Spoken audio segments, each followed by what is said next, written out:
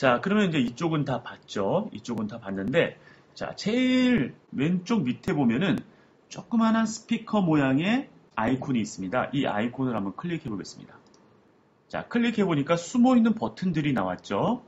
지금 현재 왼쪽에는 작은 스피커 모양이 있고, 오른쪽에는 헤드폰 모양이 있습니다. 자, 이 헤드폰 모양의 아이콘을 우리는 솔로 버튼이라고 합니다. 솔로 버튼.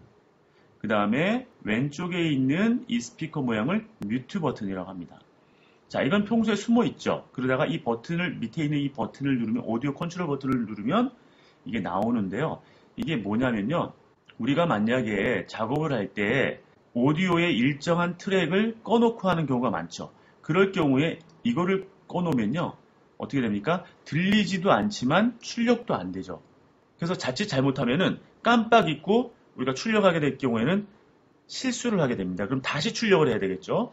그래서 그런 실수를 하지 말라고 이 솔로 버튼을 만들어 놓은 것입니다. 이 솔로 버튼을 켜고 하면요. 이 솔로 버튼이 켜져 있는 트랙만 들리게 됩니다. 그러니까 편집을 하실 경우에. 그런데 이 솔로 버튼은 편집할 때 이 트랙만 들리지만 출력할 때는 영향을 전혀 받지 않습니다.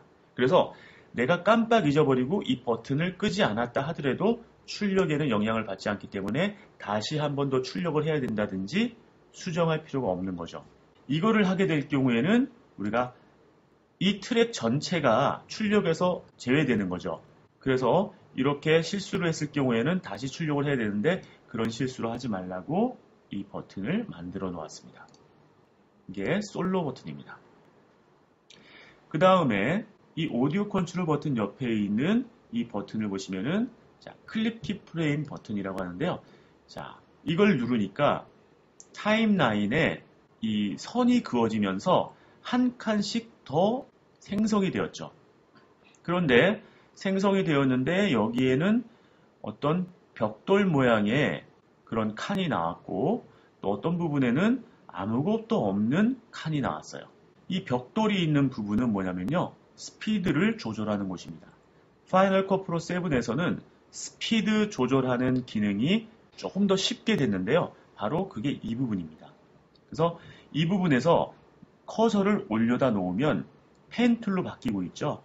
이 펜 툴을 이용해서 쉽게 내가 드래그를 해서 속도를 바꿔줄 수 있는데 지금 제가 이렇게 하니까 이쪽은 그 간격이 얇게, 이쪽은 넓게 나왔죠. 이 얇은 쪽은 속도가 빠른 것을 의미합니다. 그리고 넓은 쪽은 속도가 느린 것을 의미합니다. 그러면서 지금 이 위에를 보시면은 파란 선이 생겼어요. 자, 이게 뭐냐면은 키프레임을 보여주는 선입니다. 키프레임을 어디서 보여주나요? 타임라인에서 보여주고 있죠. 그래서 이 부분은 키프레임을 타임라인에서 보여주는 부분이고 이 밑에 있는 부분은 스피드를 조절하는 부분입니다. 이 스피드를 조절하니까 이 스피드도 키프레임을 이용해서 조절하게 되는 거거든요. 그러니까 여기에 이렇게 표시가 되는 겁니다. 자, 그런데 지금 보시면은 이쪽은 빠르게, 이쪽은 느리게 되었지만 보통 우리가 스피드 조절할 때는 이렇게 하진 않죠.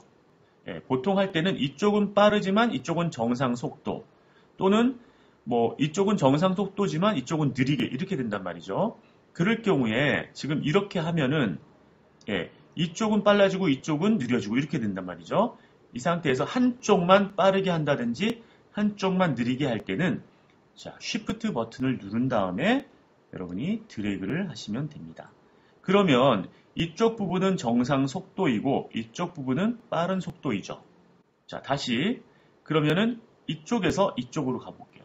그러면 어떻게 됩니까? 이쪽은 느린 속도이고 이쪽은 정상 속도인 거죠. 꼭 유의하실 거는 쉬프트를 누르고 하셔야 된다는 거예요. 쉬프트를 누른 상태에서 이런 식으로. 자, 그 다음에 키프레임은 나중에 그 키프레임만 다루는 그 챕터가 있습니다. 모션 패치를 적용하는 챕터인데요. 그 챕터에서 훨씬 더 자세하게 설명을 할 테니까 여기서는 생략을 하도록 하겠습니다. 자, 그 다음에 그 옆에 있는 버튼을 보시면은 이렇게 지그재그로 이렇게 되어 있는데 이것이 뭐냐면은 오버레이 버튼입니다. 클립에 있는 오버레이를 보여주는 버튼인데요. 이 오버레이는 지금 보시면 지금 켜져 있잖아요. 이 버튼이 켜져 있기 때문에 오디오에는 분홍색 선이 그어져 있고요. 비디오에는 제일 위에 검은색 선이 그어져 있습니다. 자, 오디오에 그어져 있는 이 선은 뭔가요? 자, 오디오에 있는 선은요, 볼륨을 뜻합니다. 지금, 자, 제가 한번 재생을 해볼게요. Understand that we are in essence ambassadors. 자, 이 볼륨을 조금 올려보겠습니다. Understand that we 훨씬 are in 커졌죠, essence 소리가. 조금 내려보겠습니다. Understand that we are in 예, essence 작아졌죠? 그래서 이거는 지금 오디오의 볼륨을 조절하는 그런 선이 되겠습니다. 자, 이 검은 선은요, 뭘까요? 이거는 클립의 영상의 불투명도를 조절하는 그런 선입니다. 그래서 오퍼시티라고 우리가 불리우죠. 자, 그래서 보시면은 반만 50%만 해놓으면요, 예, 반은 나오고 반은 나오지 않죠. ambassadors. 자, 이 부분을 가지고 올라가서 다른 클립 위에 올려놓으면은 우리가 예, 확실하게 이해할 수 있겠죠. 자, 이 부분은 50이니까 50만 불투명이고 50은 투명이에요. 그래서 투명된 부분들이 반은 이 밑에 있는 클립이 보여지게 되는 거죠.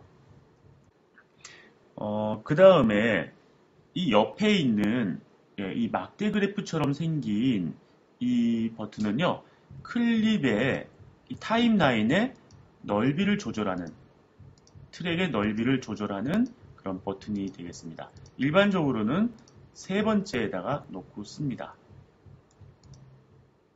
네 번째 하니까는 굉장히 크게 보이죠. 이것도 취향에 맞게 쓰시면 되겠습니다. 그 다음에 이 옆에 있는 이 삼각형을 클릭을 하면요, 이렇게 여러 가지 옵션이 나오죠. 자, 먼저 쇼 비디오 필름 스트립, 필름 스트립처럼 보이게 하는 건데요. 클릭을 해보면 예, 이런 식으로 타임라인에 있는 클립들이 예, 이렇게 나누어져서 보입니다. 그래서 이것은 프레임별로 나누어 보는 건데, 이거는 저는 개인적으로는 추천하지 않습니다. 왜냐하면 캐시를 많이 차지하고요. 이렇게 편집할 이유는 별로 없습니다. 편집을 해보시면. 근데 뭐 개인적인 차이가 있는 거니까 필요하신 분들은 여기서 켜서 사용하시면 되겠습니다.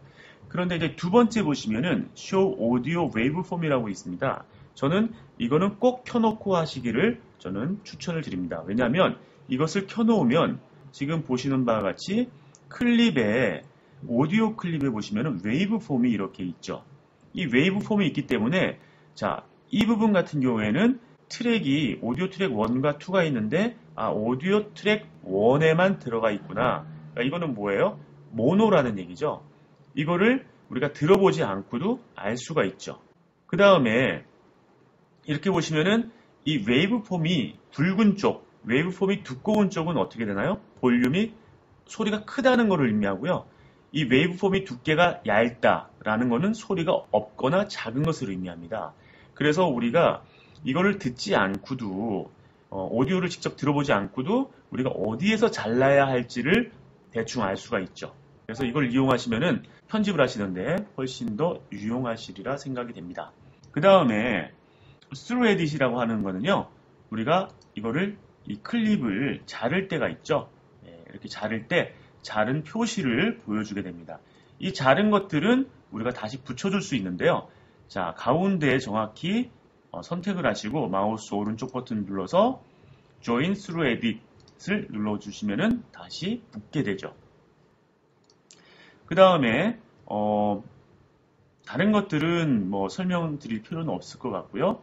Save Track Layout, 요거를 보여드리면요, 트랙의 레이아웃을 저장하는 기능인데, 자, 트랙의 레이아웃은 우리가 비디오 트랙과 오디오 트랙의 경계선을 잡고 내리면 이렇게 공간을 임의대로 조절할 수 있습니다. 그 다음에 아까 우리가 이 막대 그래프에서 이런 식으로 트랙의 두께를 조절할 수 있었잖아요. 그런데 이거는 단점이 있죠. 비디오 트랙과 오디오 트랙이 한꺼번에 커지거나 작아집니다. 그런데 나는 비디오 트랙만 좀 크게 보고 싶다. 비디오 트랙 1만 좀 크게 보고 싶다라고 할 때가 있습니다. 그럴 때는 여기에 있는 이 실선에다가 이렇게 커서를 갖다 대면요. 이렇게 이런 모양으로 커서가 변하죠.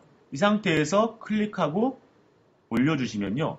이 비디오 트랙만 크게 보실 수 있습니다. 오디오 트랙도 마찬가지입니다. 오디오 트랙도 이런 식으로 크기를 조절해서 보시면 되겠습니다.